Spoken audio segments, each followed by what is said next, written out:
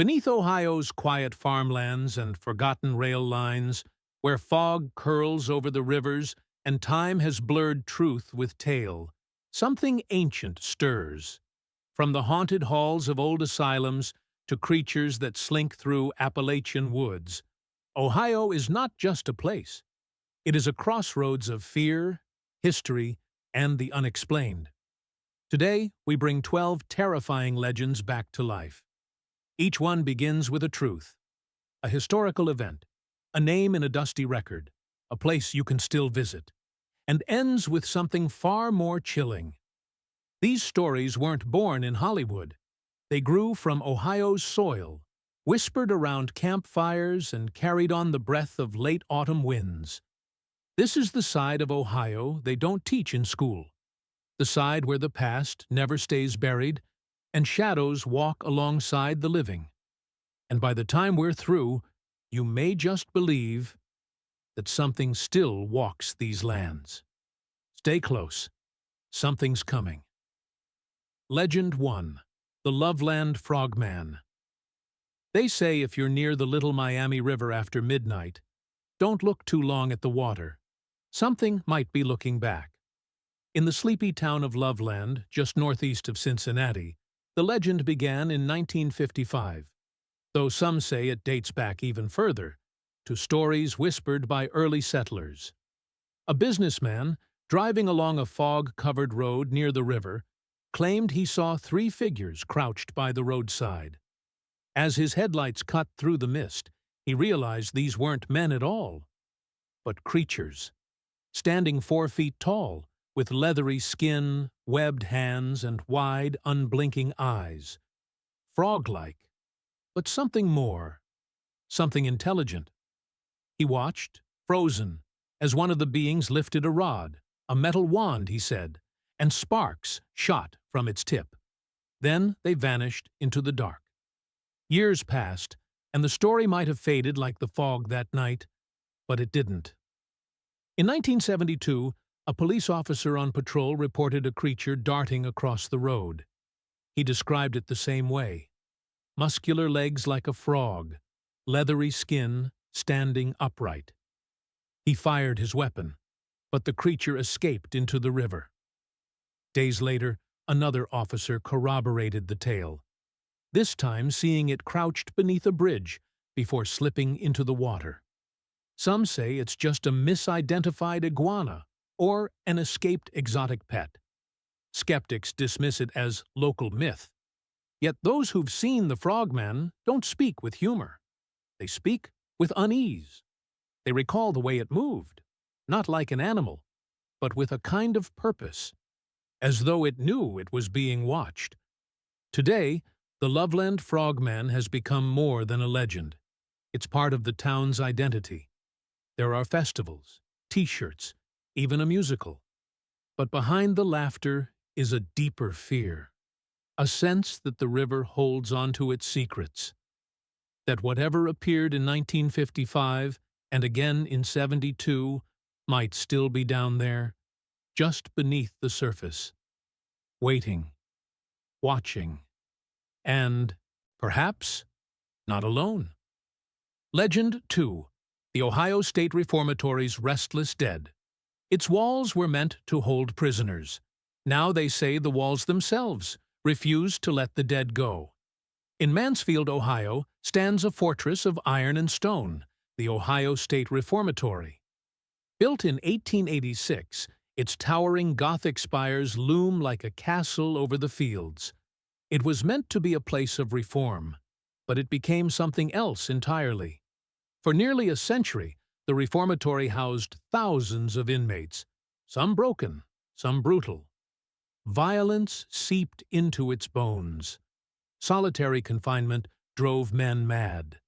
Guards spoke in hushed tones of cries in the night that didn't come from the living. Even before the prison closed in 1990, whispers of hauntings began to circulate. And when the gates were finally locked for good, the stories only grew louder. Visitors report footsteps echoing down empty cell blocks. Doors slam shut without warning. In the chapel, once a place of hope. Shadows are seen crawling along the walls. Some feel a cold breath on their necks. Others have fled, convinced they were being watched or followed. The most infamous presence is believed to be a former warden's wife, Catherine, who died inside the building. A single gunshot, ruled accidental. Her perfume still lingers in the warden's quarters, and guests claim to see her form drifting past shattered windows. But there are darker tales, too. Down in the solitary wing, men have collapsed, overcome by a crushing weight of despair.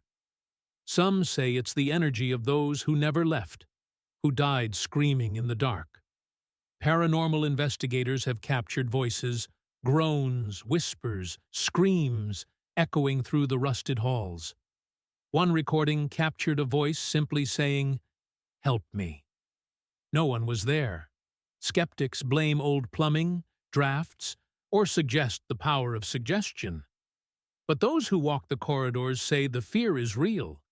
It's not the fear of what's seen, but of what you feel standing right behind you. Today, the reformatory is a museum, a filming location, known best for The Shawshank Redemption. But ask any guide, any overnight guest, and they'll tell you, it's not just a building, it's a tomb. And at night, the inmates come out. Legend 3. The Screaming Woods of Athens County. Some forests whisper, this one screams. In the rolling hills of Athens County, where fog settles like a veil over the trees, there's a stretch of woodland near the old Athens lunatic asylum that locals avoid, especially after sunset. They call it the Screaming Woods. The legend begins in the late 1800s, when the asylum, one of the most infamous in America, opened its doors. It was a sprawling complex of red brick and iron bars, housing patients with nowhere else to go. Some were mentally ill. Others were just unwanted. Many were buried in unmarked graves beneath the trees. Over time, the asylum's horrors bled into the woods that bordered it. And then, the screams began. Hikers report hearing cries, not animalistic, but human, desperate, echoing between the trees in the dead of night. At first, some thought it was trespassers or pranks, but the sounds continued, even when no one else was there. Long, blood-curdling wails that rise without warning, then vanish into silence. One local hunter, a veteran, swore he heard the cries of a child begging for help, only to find nothing but claw marks gouged into the bark of a nearby tree. There are also reports of figures moving through the trees, too tall, too still. One man described seeing a shape with no face, just empty skin stretched over bone. He left the woods and never returned. Some blame the mass, unmarked graves of former patients, over 1,100 souls, many of whom were buried with only a number to mark their passing. Paranormal researchers believe the woods are soaked in pain, that the land itself remembers. Skeptics say it's the wind, the creak of trees, the power of suggestion. But ask the locals in Athens County, and most will simply say, "We don't go there anymore." And if you do hear something in those woods, don't answer, don't run, just walk away, and never look back. Legend 4. The Werewolf of Defiance. Not all monsters live in the woods. Some walk the railroad tracks and howl. In the summer of 1972, the small city of Defiance, Ohio, became the center of a terrifying mystery. Reports began trickling in of a creature, half man, half beast, seen stalking the train tracks after dark.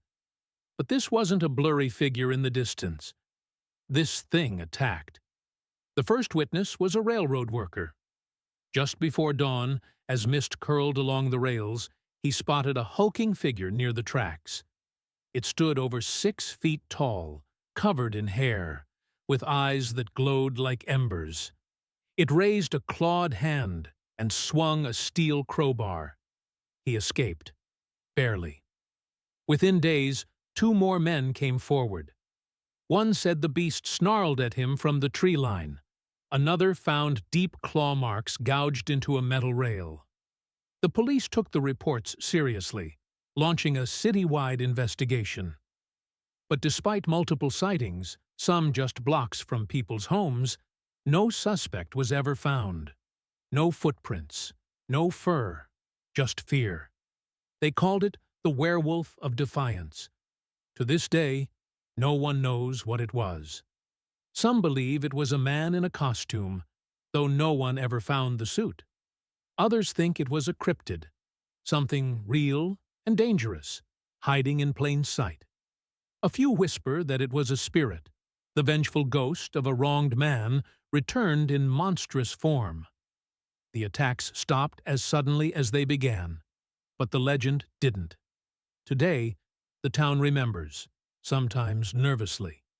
Parents warn kids not to play near the tracks at night. Hunters still find trees with strange claw marks deep in the bark. And every now and then, someone reports seeing yellow eyes watching from just beyond the light. In defiance, the werewolf didn't just make headlines. It made history. And some say, when the moon is right, it still walks. Legend 5, the Helltown Curse. A town evacuated, its roads barricaded, its buildings abandoned, but its nightmares stayed behind. Deep in the Cuyahoga Valley lies the ghost of a town once called Boston, Ohio, now known only by a darker name, Helltown. It began in the 1970s when the federal government purchased the land, claiming it was for a national park expansion. Residents were forced to leave. Homes were boarded up. Roads were closed. And something about the way it all happened felt off, too sudden, too secretive. Then came the rumors. People said a chemical spill had made the town toxic. Others believed it was the site of government experiments. Some whispered of mutant creatures in the woods, deformed from something they were never meant to survive. And then came the legends of satanic cults, signs of rituals in the abandoned church, symbols carved into the trees, animal remains found beneath the floorboards, and always the forest, watching. Travelers who venture into the area report strange feelings, overwhelming dread, sudden nausea, the sensation of being followed. Some see figures standing on the old roads, staring. Others return with deep scratches on their cars, with no explanation. One group of hikers claimed they were chased by something massive and fast, crashing through the trees just behind them. They never saw it, but they never went back. The church, now closed, is said to glow with an unnatural light. Locals say it was once a place of worship, but not for anything holy. The government denies everything. The buildings were condemned, they say. The roads, unsafe. The chemicals? Mere rumor. But fences still surround the area. Signs warn to stay out. Patrols still monitor the woods. And yet, people go, drawn by the legend, the fear, the unanswered questions. And some don't come back the same. Helltown isn't marked on most maps anymore, but it's still there, hidden in the trees, swallowed by silence, and whatever it was built to contain might still be inside. Legend 6. The Lake Erie Bessie, Ohio's forgotten sea serpent. The water is calm, until it isn't. Long before tourists flocked to the shores of Lake Erie, sailors told tales of something monstrous moving beneath the waves. They called it Bessie, the Lake Erie monster. A name that sounds almost playful, until you hear what it's done. The first reported sighting came in 1793.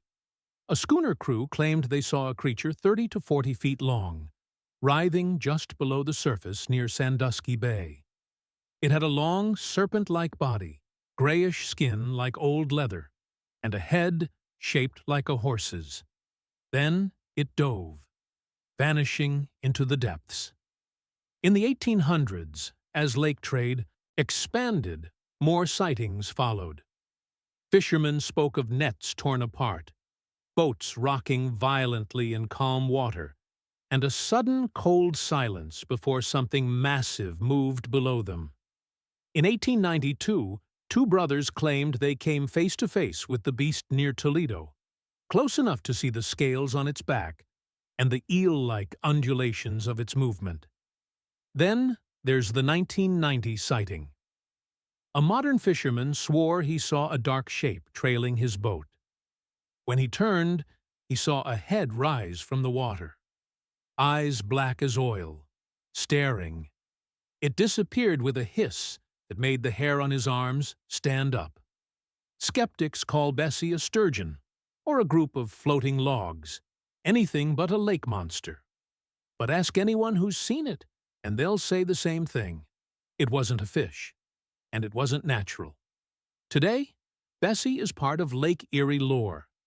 There are themed drinks, team mascots, and local artwork.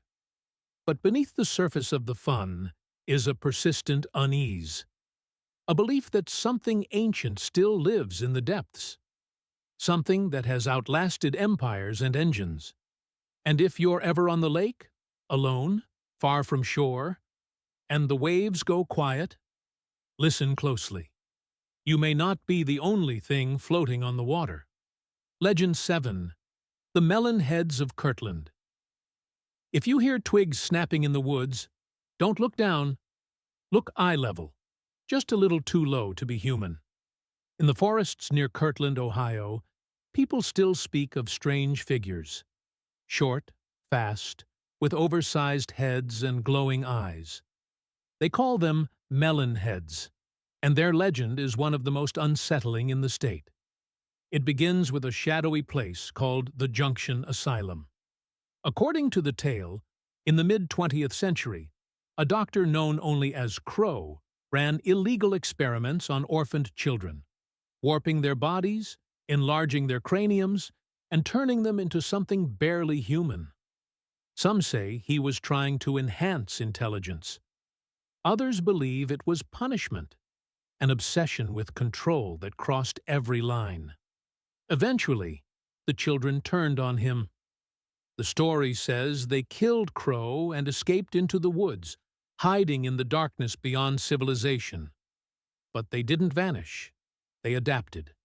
Hikers in the Kirtland Forest Preserve report seeing child-sized figures moving between trees, too fast, too quiet. One man, walking alone at dusk, swore he saw 3 crouched silhouettes watching him from the edge of the trail. Their heads, swollen, glistening in the fading light. He didn't stop to look twice. Others speak of animals found mutilated, small shelters deep in the brush, and voices, high-pitched, whispering just beyond the trail. Local teens used to dare each other to drive down Wisner Road at night, where the trees close in tight. Some came back laughing. Others came back shaken, swearing something ran across the road on all fours, fast as a deer, but with a human face. Skeptics say the melon heads are just urban myth, born of isolation, fueled by campfire tales. But the stories don't stop. And the fear? It's real. Because in the woods of Kirtland, where the air grows still and shadows gather early, something watches from the trees. And if you hear soft laughter behind you, run. Legend 8. The Ghostly Bride of Ravenwood Castle. They say she waits at the tower window for a wedding that never came. Nestled in the wooded hills of Hocking Hills stands Ravenwood Castle, a medieval-style stone fortress built in the 1990s to resemble something from old Europe. But according to those who've stayed there, the land beneath it holds a much older secret, and a bride who never rests. The legend tells of a young woman in the early 1800s, when the area was still wild and raw. She was the daughter of a coal baron, promised in marriage to a wealthy suitor. But on the day of the wedding, something went horribly wrong. Some say her lover never arrived, killed in a mining accident. Others whisper he fled, a betrayal she never recovered from. Heartbroken and dressed in her gown, she climbed the highest point on the land and jumped, vanishing into the mist below. When Ravenwood Castle was built decades later, strange things began to happen. Guests report hearing footsteps in the stone tower, always just ahead, never seen. In the bridal suite, mirrors fog mysteriously, and some have claimed to wake in the night to see a pale woman standing at the foot of the bed, her veil floating in unseen wind. The most chilling reports come from the tower window. Visitors sometimes see the figure of a woman in white gazing out over the forest, her hands clasped in front of her, waiting. But when they go up, no one is there. One bride-to-be, staying at the castle for a themed wedding, felt ice-cold air grip her shoulders just before her rehearsal dinner. "It felt like sadness," she said, "like someone didn't want me to leave." Some say the ghost is a warning, that she lingers to remind others not to give their heart too easily. Others believe she's still hoping that one day someone will come. The castle embraces the tale now, ghost tours, themed events, but those who've felt the cold hands or heard her whisper their name, they know. She's still up there, still watching, and still waiting. Legend 9. The Circleville letters. Ink is harmless until it starts writing your fate. Circleville, Ohio, a quiet town south of Columbus, where the mail once turned deadly. It began in 1976. Residents started receiving anonymous letters, each one scrawled in shaky handwriting, revealing intimate secrets no outsider should know. At first, it was gossip, then threats. The most targeted was a woman named Mary Gillespie, a school bus driver. The letters accused her of having an affair with the school superintendent and warned her to stop, or else. She denied the affair. But the letters didn't stop. Then Mary's husband, Ron, received one. It told him to do something about the situation, or die. Weeks later, Ron was found dead in his truck. The crash was ruled an accident, but the gun in his car had been fired. No one could explain who he was shooting at, or why he veered off the road. The handwriting returned, now accusing others, spreading fear like wildfire. Soon the entire town was on edge. Teachers, officials, ordinary families, all receiving letters with chilling accuracy. Secrets spilled into public view. No one knew who to trust. It was as if the town itself had turned against them. Eventually, suspicion fell on a man named Paul Freshour, Mary's brother-in-law. He was arrested after a booby trap meant to kill Mary was linked to him. He went to prison. But even after his incarceration, the letters continued. Some were even postmarked from areas he couldn't possibly reach. Freshour was released after 10 years. He always maintained his innocence. The case remains unsolved. To this day, no one knows who wrote the Circleville letters, or how they knew so much. Some believe it was a coordinated group. Others think it was a deeply personal vendetta masked as madness. A few think the writer, or writers, are still out there, watching, waiting to pick up the pen. Because in Circleville, fear doesn't always wear a mask. Sometimes it arrives by mail. Legend 10. The Crybaby Bridge of Salem. If you cross the bridge after midnight, listen closely. You might hear a baby's cry, or a scream. Scattered across the back roads of America are dozens of so-called crybaby bridges, but few carry the weight of legend like the one outside Salem, Ohio. A rusted old span, half hidden by forest, and burdened by something far heavier than time. The story varies, as most do.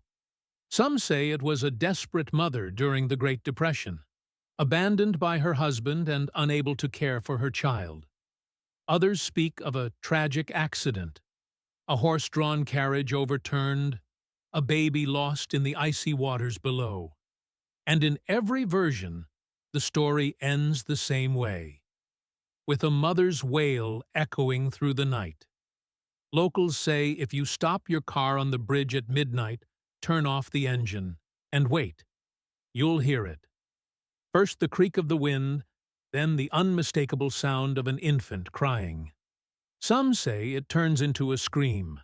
Others claim to hear splashing. A few have found wet footprints near their car, child-sized. In the 1960s, a group of teenagers dared to test the legend. They parked on the bridge and waited. One of them swore he saw a figure, a woman in a tattered dress, standing by the railing.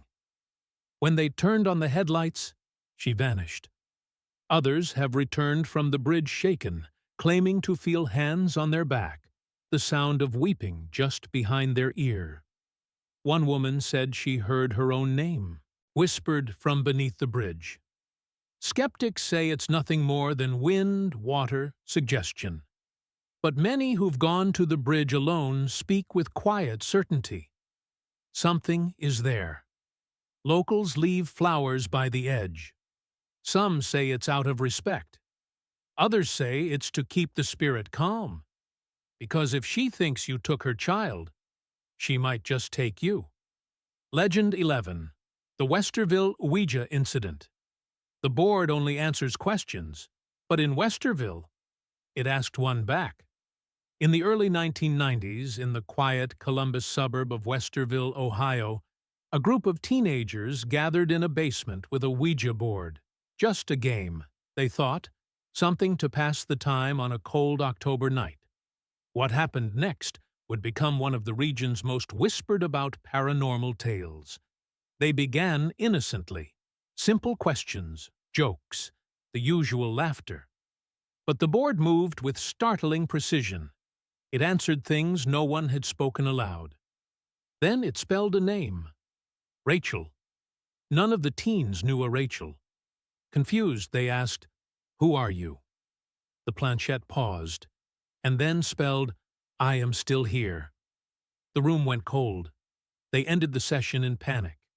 But that night, one of them, a girl named Beth, began having dreams.